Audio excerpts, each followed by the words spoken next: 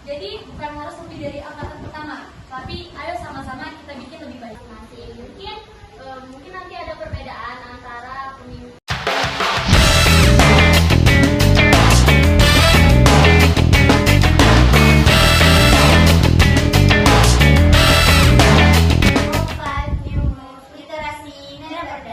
Assalamualaikum warahmatullahi wabarakatuh.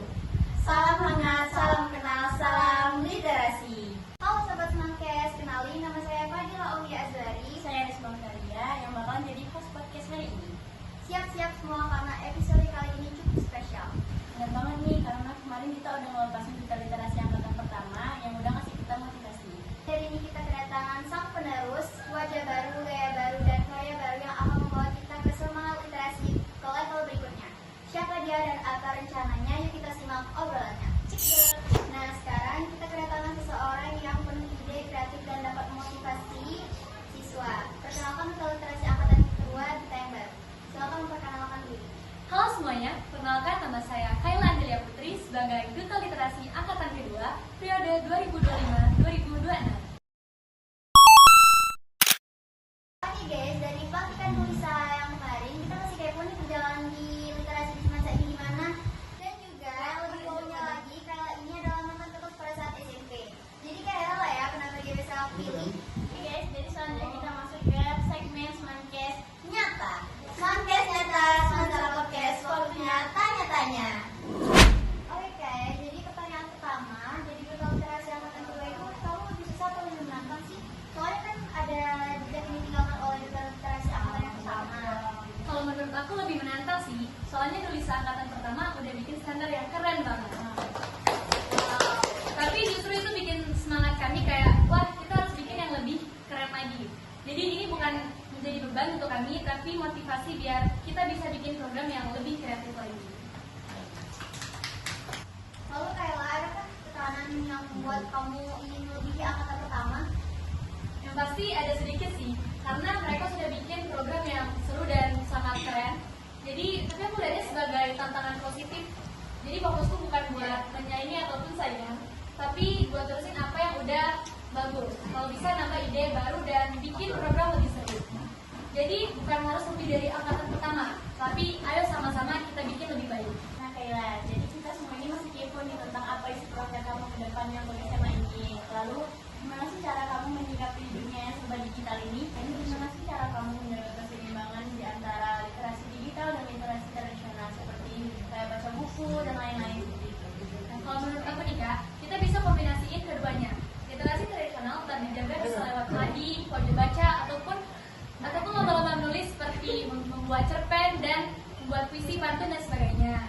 Tapi kita juga bisa bikin literasi digital kayak konten tips baca di media sosial, kuis interaktif sampai mini challenge kayak kuis-kuis secara online. Jadi semua siswa bisa ikut dengan cara yang mereka suka, baik yang senang baca buku fisik ataupun yang lebih aktif di gadget ataupun handphone. Jadi intinya kita bisa rangkul dua-duanya supaya seimbang. So, kita udah tahu nih tantangannya kayak gimana. Lalu gimana dengan visi kamu? Apa yang bakalan bikin kamu bilang ini yang bakal bedain saya dari bisa sebelumnya? Nah, bedanya, aku pengen bikin literasi terasa lebih fun dan relevan. Jadi kayak sama kehidupan kita sekarang, bukan cuma menjadi program wajib, tapi juga menjadi kebiasaan untuk kita semua. Kayak bikin game literasi sesuai dengan salah satu rencana program saya untuk kedepannya, yaitu read and play, sesuai dengan namanya. Jadi kita bisa membaca sekaligus bermain. Oke, bisa sebutkan contoh inovasinya? Jadi contoh inovasinya adalah literasi quest ataupun tebak kata.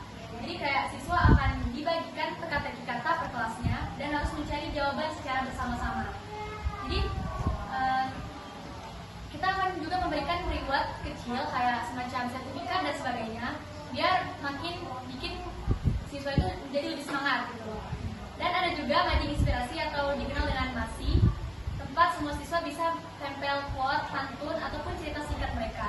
Jadi mading terasa lebih hidup karena adanya perbedaan isi yang berbeda setiap minggunya. So guys, kita udah undang satu narasumber lagi yang pastinya bikin kalian tidak asing lagi, yaitu Kak Ziadila.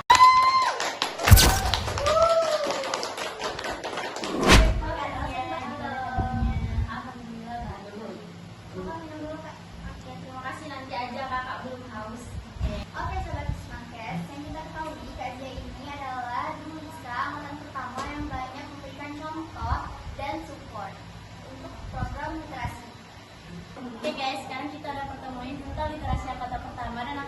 kedua. Jadi Kayla, ada nggak hal spesifik yang kamu dapetin dari Duta Literasi Angkatan pertama? Wah, banyak banget nih Kak. Salah satunya aku belajar kalau yang penting itu konsistensi. Jadi nggak perlu program yang heboh banget. Yang penting jalan terus dan bikin orang terbiasa dengan literasi. Juga bagaimana cara mengatasi permasalahan di suatu tim. Bahkan cara menginspirasi orang lain. Itu pelajaran berharga banget sih yang aku bawa untuk periode yang berikutnya. Nah, dari jawaban yang Kak sebutin tadi, aku masih kepo nih bagaimana caranya agar pendapat dari haters itu tidak membuat kita down dari opini mereka. Karena seperti yang kita tahu ya, di seorang pemimpin itu pasti banyak banget sekali tantangan dan cobaannya. Contohnya yang kita berikan, tahu gimana? Nah, kalau aku biasanya nih Kak, dengerin dulu pendapat dari mereka. Kalau kritiknya ada benernya, ya aku perbaiki salah ataupun kurangnya di mana. Tapi kalau cuma komentar negatif tanpa solusi, ya aku senyumin aja. Jadi gak semua orang harus suka sama kita. Yang penting kita tetap sabar dan fokus sama tujuan awal kita. Oke, last untuk Kayla. Apa pesan kamu untuk warga semangsa yang akan membuat gerakan literasi ini benar-benar hidup dan berkualitas? Nah, aku mengajak semua warga sekolah untuk bikin literasi itu menjadi suatu kebiasaan. Jadi bukan cuma sekedar menjalankan program yang kami adakan saja. Dan ikut baca bareng kayak seperti kasih ide ataupun ikut mengikuti challenge dari kami. Nah, hal kecil seperti itu juga dapat mengajak kontribusi dari mereka. Karena kalau semua ikut berpartisipasi dalam kegiatan kami, saya yakin literasi di sekolah bakal berjalan secara berkelanjutan. Oke, sekarang Kak Zia, apa tanggapan yang bakal kakak kasih ke Kayla? Oke, jadi first of all, jadi sebelum kakak memberikan tanggapan ini berupa pesan, yang pastinya pesan dan first impression. Jadi udah dari awal kami itu sebelum pemilihan duta udah komunikasi nih sama Kayla, udah kalau kontak, kakak udah ada kayak first impression melihat oh Denny bisa nggak ya jadi duta untuk penerus kakak nantinya gitu. Jadi kami udah komunikasi nih, oh Denny anaknya gini, dia udah berpengalaman dan dia juga biasanya kan kalau kelas 10 baru masuk itu ada aura kelas 9 yang masih terbawa aura SMP. Tapi dia karena dari pengalaman dia, jadi udah kelihatan nih mungkin dia bisa jadi penerus kakak nantinya. Jadi untuk tanggapan kakak, Denny udah good, tidak ada kekurangan mungkin, tapi balik lagi setiap manusia itu ada kelebihan dan kekurangan masing-masing.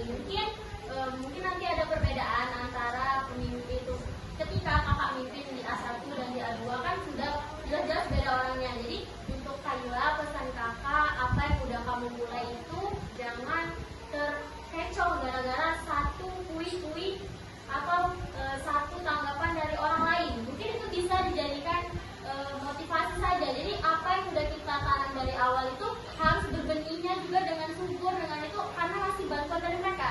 Jadi judgement mereka itu mungkin jadi pupuk bagi kita. Jadi apa yang mereka kasih itu jadi kita itu buat itu tuh agar lebih subur. Jadi pas kita ibarat pas metik nanti ketika sudah di akhir jabatan itu udah tumbuh kita berdasarkan apa yang udah orang-orang kritik kita. Jadi itu anggap ada saran gitu untuk Gilang, untuk Risma itu mungkin bisa jadikan saran, motivasi bukan hanya untuk Kayla. Jadi untuk anggota-anggota kakak yang udah kakak pilih tetaplah semangat, jangan terkecoh gara-gara bui-bui atau bui-bui yang mereka tanamkan untuk mencacatkan tanaman yang udah kita bangun dari awal gitu. Jadi mungkin tanggapan kakak untuk Kayla udah oke, tidak ada yang perlu ditambahkan, mungkin bisa membangun mentalnya lebih kuat karena dari pengalaman kakak kemarin itu banyak sekali judgement dan beberapa rintangan, tapi alhamdulillahnya kakak bisa melewati. Mungkin Kayla juga bisa sekuat kakak nantinya. Jadi gitu aja.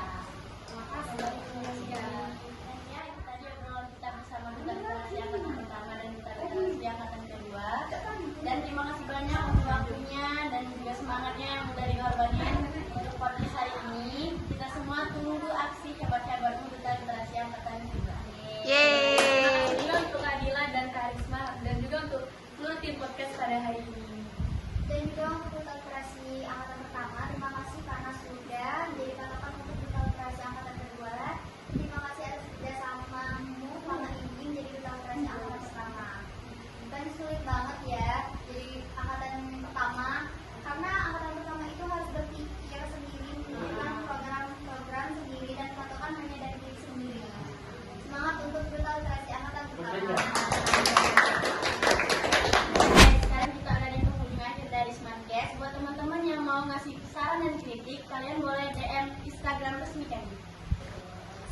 dari kami. See you next